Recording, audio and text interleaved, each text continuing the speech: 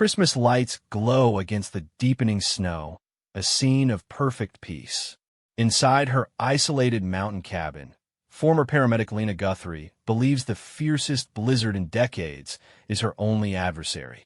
But across the white void, a different kind of storm is closing in. A man betrayed and left for dead is crawling through the killing cold, his blood staining the pristine snow. He carries no gift, only secrets that shattered his world hours before. And the men who did this are not far behind. This is not a night for silent nights. It is a night for survival. The wind screamed down from the peaks, 1,000 lost voices in the dark. It whipped the snow into horizontal sheets that erased the world beyond the window glass. Inside the old A-frame cabin, the silence was a stark contrast, broken only by the crackle of pine logs in the stone fireplace. Lena Guthrie pulled a wool blanket tighter around her shoulders, her book forgotten on her lap. The blizzard was worse than forecast, a true monster. She was grateful for the stored wood, the full pantry, the solid walls. For years after leaving the frantic lights and sirens of city life, this solitude was still a choice she cherished. Here, in the remote Colorado mountains, the ghosts of patients she couldn't save seemed quieter, almost drowned out by the wind. A sharp crack echoed outside, distinct from the groan of straining trees. Lena froze, her paramedic's ears parsing the sound. Gunshot, not a car backfiring. There were no roads open for miles. Not firewood splitting. A single, deliberate report. Her heart, already lulled by the fire, kicked into a familiar, dreaded rhythm. Instinct had her moving before thought. She doused the main lights, plunging the room into the erratic dance of firelight. She peered into the blinding white maelstrom, seeing nothing. Minutes stretched. Perhaps it was a hunter, desperately disoriented, or a tree branch. She tried to convince herself, but then a shape. Not a deer, not a bear. A dark, stumbling mass that fell, then moved again, a desperate crawl toward her cabin. A human. Lena's training overrode caution. She shoved her feet into insulated boots, threw on her parka, and pushed out into the fury. The cold stole her breath. The wind felt like a physical wall. She fought her way toward the figure, now collapsed face down. He was a large man, dressed in dark, tactical-style clothing, torn and soaked. She rolled him over with effort. Ice crusted his beard. His skin was grayish, but a pulse hammered wildly in his neck. And then she saw the wound, a through gunshot to the upper thigh, messy, bleeding too much. His eyes flickered open, a startling pale blue, clouded with pain and a shockingly intense focus. His hand, bare and freezing, clamped around her wrist with surprising strength. His voice was a guttural rasp, swallowed by the wind, but clear as a blade. Not safe. They'll come. He fell unconscious, his grip slackening. Lena's mind raced. The shooter, coming here. Her cabin was the only shelter for 10 miles in any direction. She looked back at her warm, inviting home, now a beacon in the storm, and then at the dying man. She couldn't drag him back. He was too heavy. Leaving him was a death sentence. Cursing under her breath, she anchored her feet, hooked her hands under his shoulders, and began the brutal, backward haul toward the door. Snow filled her boots, the wind tore at her, and his dead weight felt impossible. Each step was a battle fought and won. Finally, she dragged him over the threshold, slammed the door, and bolted it. She worked fast. Cutting away his frozen clothes, she assessed him. The gunshot wound was bad, but the hypothermia was a more immediate reaper. She used warm, not hot, water, wrapping him in blankets. Her old medical kit, still stock, came out. She cleaned the wound, applied pressure, managed to stitch it with hands that only shook a little. He was carved from granite, scars mapping a life of violence. A tattoo, an eagle with an anchor and trident, confirmed what she already suspected. A Navy SEAL. What was he doing here? Who shot him? As his core temperature rose, he began to thrash, trapped in nightmares. Muttered words. Alpha. The package is compromised. Charlie team is gone. Then, a name, hissed with venom. Reynolds. His eyes shot open, locking onto Lena's face. For a second, there was no recognition, only the predator's stare. Then, it faded, replaced by stark exhaustion. You shouldn't have, he whispered. Now you're in it. Outside, the blizzard shrieked its approval. The man's name was Jax. He offered nothing more in the long, tense hours that followed. He lay on her rug by the fire, a brooding presence, his gaze constantly flicking to the windows. Lena kept her father's old hunting rifle leaning against the stones of the hearth. The silence between them was heavy, loaded with unspoken threats from outside and within. You need a hospital, Lena said, breaking the quiet for the 10th time. Not an option, Jax replied, his voice low and gravelly from pain and cold. They'll be watching. The storm is the only thing keeping them from the door right now. Who is that? He was silent for so long she thought he'd ignored her. Many trusted. A mission gone sideways. We were escorting a civilian, a whistleblower, through the mountains. A quiet extract. My team lead, Reynolds, he changed the coordinates. Led us into an ambush. Jax's jaw tightened. Charlie team, my brothers, they're dead. The civilian too. I was the loose end. Reynolds shot me himself, left me in the snow. He'll have to confirm the kill. He'll come. The story was insane, a fragment of a spy thriller, but the raw anguish in his eyes was real. The proof was in the ugly stitching on his leg. Lena believed him. The wind howled, a reminder of their temporary reprieve. Suddenly, Jack stiffened. Get away from the window. A faint, distant glow pierced the white swirl, followed by another. Vehicle headlights, creeping up the mountain road only she used. The blizzard was easing, just enough for them to move. They're here, Jack stated flatly. He tried to push himself up, his face going white with the effort. Give me the rifle. You have a back way out? A cellar.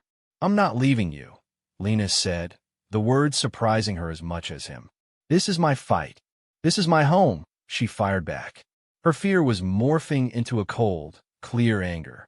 She had saved this man, and now predators were coming to her door to finish the job.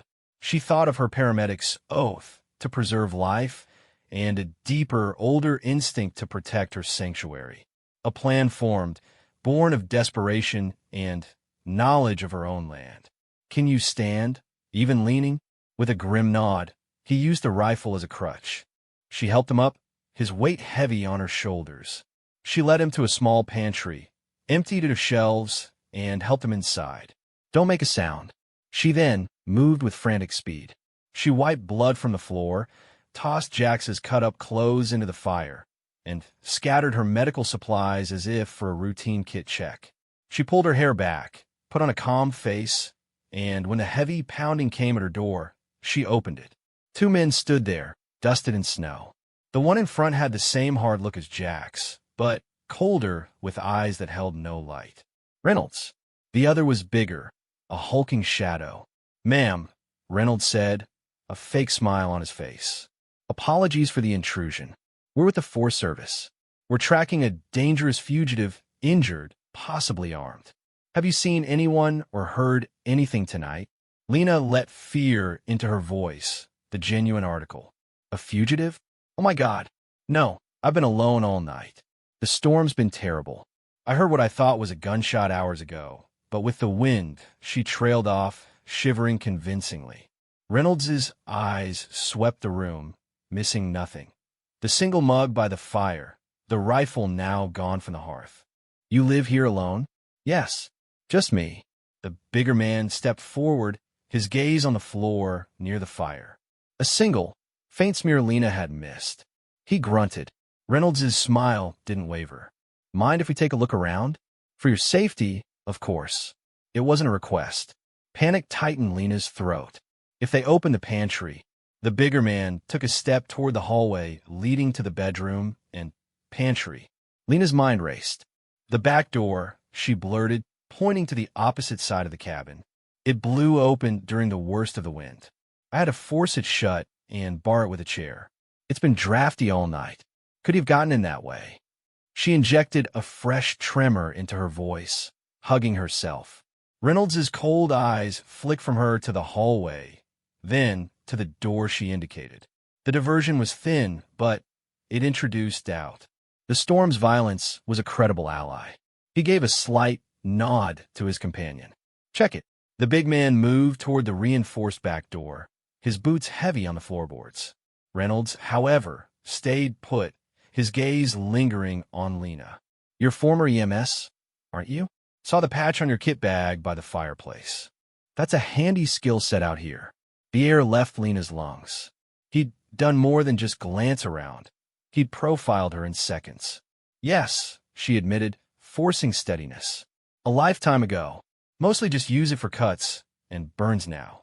A person with medical training might feel compelled to help a wounded man, Reynolds mused, taking a casual step toward the fireplace, closer to the hallway. Even a dangerous one. From the pantry, there was the faintest sound, a muffled shift of weight.